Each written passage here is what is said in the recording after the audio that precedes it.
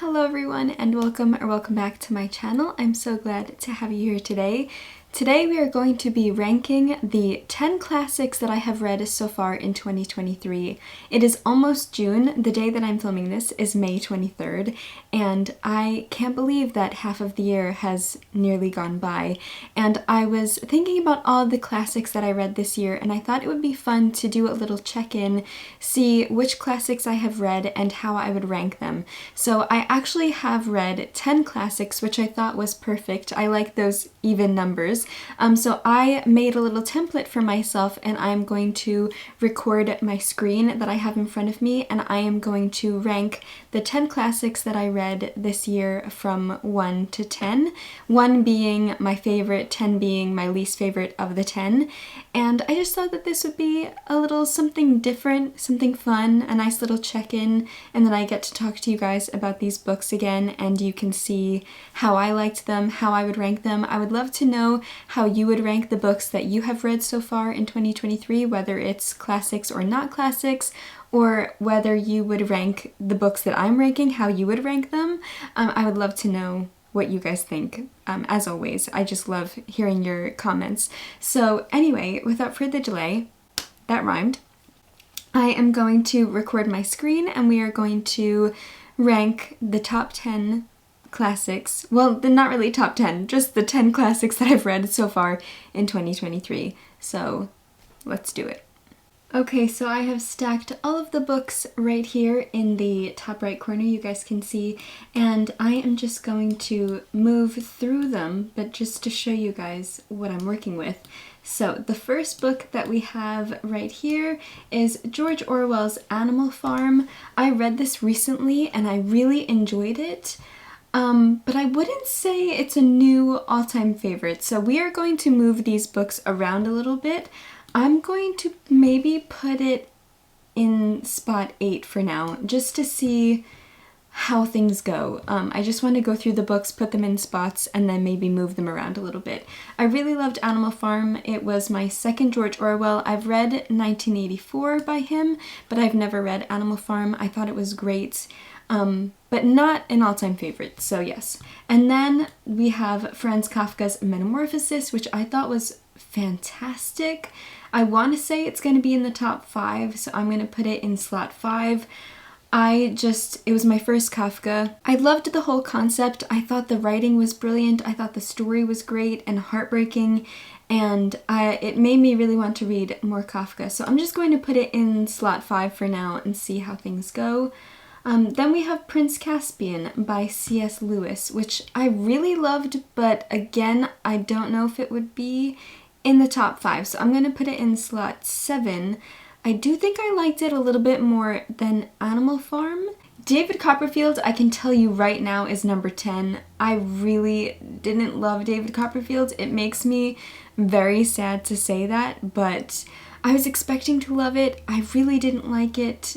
I liked some of it, but I didn't love it. I'm sorry. I have such a hard time talking about books that I didn't enjoy because, especially with Dickens, sometimes it's hard for me to even express what I didn't enjoy about them. Yes, anyway. The next one is I Know Why the Caged Bird Sings by Maya Angelou. 6? Slot 6 for now? I loved I Know Why the Caged Bird Sings. It was my first time reading it. I thought it was brilliant, and it really made me want to read more of Maya Angelou's works. Then the next one is Once There Was a War by John Steinbeck.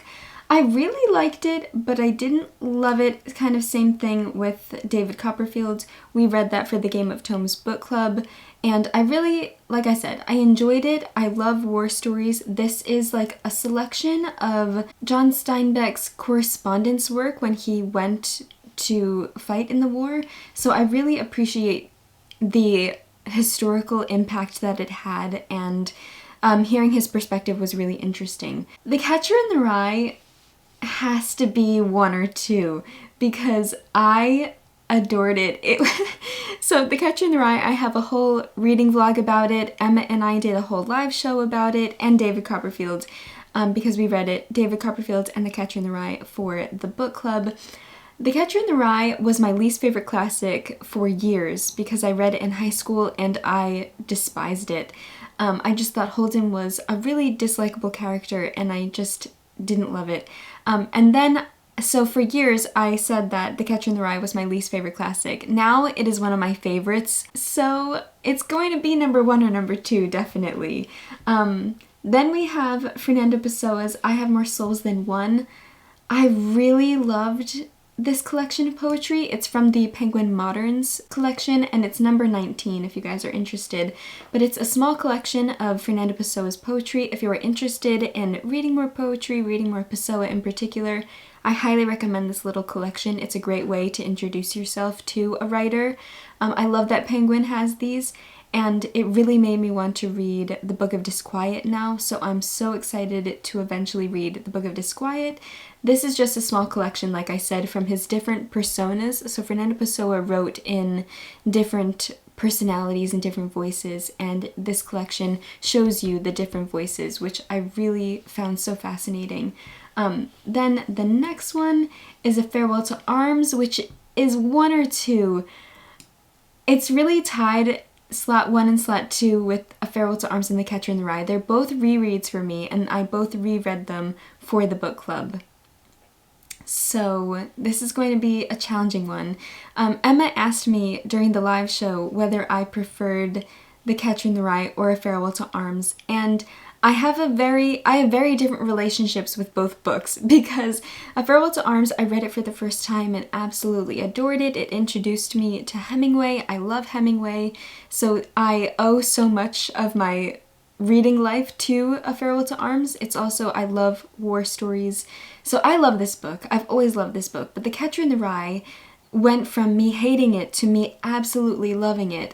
And so it was just such a surprising read that it made I've just been on such, like, I don't know, a whirlwind of emotions when thinking about The Catcher in the Rye. I'm just so excited about it, and I keep thinking about it, and it is just such a fantastic book. So I don't know, I feel like those are tied for first place, but in my heart, I feel like A Farewell to Arms will always have a slightly more special place just because I loved it from the beginning and it introduced me to Hemingway and I love Hemingway. But right now, for 2023, I kind of feel like The Catcher in the Rye deserves first place because how crazy it was from me hating it to loving it this year. And this was the year that I figured out that it isn't my least favorite classic, it's one of my favorites. So I think I'm going to give it slot 1. And then we have Peter Pan by J.M. Barrie, which the last slot is number 4. This was also another reread. The first time I read Peter Pan, I liked it, but I didn't love it. And then I wanted to reread it, so I reread it after like 4 years after the first time. And I liked it a lot more, much more, on my reread. I feel like I want to switch The Metamorphosis and Peter Pan though. I'm even thinking, do I move Peter Pan and I Know Why the Caged Bird Sings? I also really loved Prince Caspian.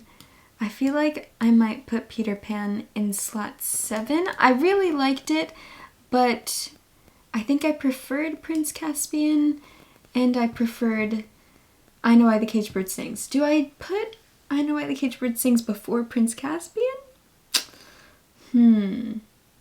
Okay, I'm confident in 1, 2, 3, and 4. I'm confident in, I think, 9 and 10. It's always the middle. Whenever I do a ranking video or whenever I think about ranking anything, I'm always confident about the tops, confident about the ones that I liked maybe the least out of whatever I'm ranking, and it's always the middle that throws me for a loop. Animal Farm I thought was so great and so smart, and the message behind it and what Orwell, just what he did with this story is so brilliant. I'm really pushing Peter Pan. Peter Pan started at slot 4. Well, that's because that was the only one that was empty. Oh gosh, this is hard. This is challenging. I Know Why the Caged Bird Sings moved me and impacted me, and I just loved the reading experience. I also listened to the audiobook that was narrated by Maya Angelou, and I thought it was fantastic, so I think I'm going to stick with that being number 5. And then number 6, I think I'm going to keep as Prince Caspian. Okay, I think this is the final ranking. So we have number 1, The Catcher in the Rye by J.D. Salinger. I just was so excited to fall in love with this book this year, and so as the reading of 2023, this is my ranking, not in terms of all time, but just in terms of 2023. Because I feel like if it was an all-time ranking, A Farewell to Arms would be number 1. But for 2023, I'm going to do The Catcher in the Rye, number 1, A Farewell to Arms, number 2, because it was my first reread and it just confirmed how much I love this book and how much I love Hemingway. Then number 3 was I Have More Souls Than One by Fernando Pessoa, which I just adored, and it really made me want to read more of his poetry. I connected so much to what he said, and I just think he's an incredible poet and an incredible writer. Number 4 is for Franz Kafka's Metamorphosis. I loved the story. The message behind it was so impactful, and one of my favorite things after I read the book, one of my favorite things to do in general, though, is to research about authors, especially after I read a book that I really love, and that's what I did with The Metamorphosis.